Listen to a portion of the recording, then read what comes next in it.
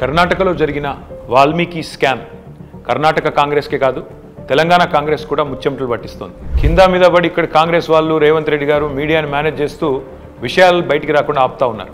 కానీ ఆ మబ్బులు కూడా తప్పకుండా 4-5 రోజుల్లో విడిపోతాయని నేను అనుకుంటాను. గవర్నమెంట్ డబ్బులు గవర్నమెంట్ అకౌంట్ల నుంచి అక్రమంగా ఏ కారణం లేకుండా సరిగ్గా పార్లమెంట్ ఎలక్షన్కు ముందు 180 కోట్ల రూపాయలు దారిమల్లినాయి. కర్ణాటక ముఖ్యమంత్రి స్వయంగా సిద్ధరామయ్య గారు అసెంబ్లీలో ఈ వాల్మీకి స్కామ్లో భారీ ఎత్తున డబ్బులు దారిమల్లినాయని ఆయనే ఒప్పుకున్నారు.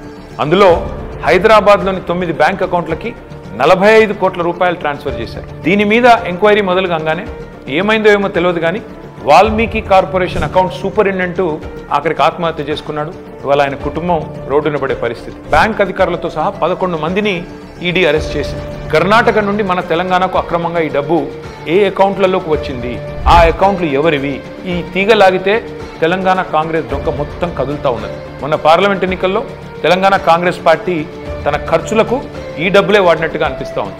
4.5 కోట్ల రూపాయలు నేరుగా V6 బిజినెస్ అనే కంపెనీకి ట్రాన్స్ఫర్ అయినట్టుగా ఆధారాలు ఉన్నాయి.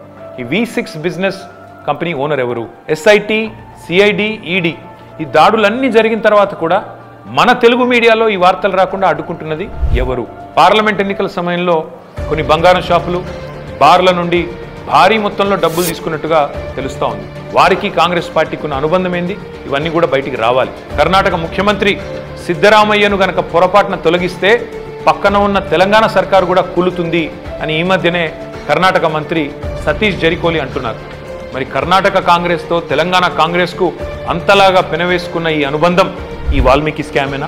ఈ వాల్మీకి స్కామ్లో భారీ మొత్తంలో వాటా తెలంగాణ కాంగ్రెస్ నాయకులకు కూడా చేరిందని ఆధారాలు దొరికినా ఈడీ ఎందుకు మౌనంగా ఉంటుంది? అసలు తెలంగాణ కాంగ్రెస్ నాయకుల మీద దర్యాప్తు జరగకుండా రక్షిస్తున్నది ఎవరు? పార్లమెంట్లో గాయ చేసుడు తప్ప బయట మాత్రం ఏమీ తమ సొంత పార్టీ అవినీతి మీద నోరు విప్పని రాహుల్ గాంధీ ఖచ్చితంగా నోరు విప్పాలి. ఈ వాల్మీకి కార్పొరేషన్ గుట్టు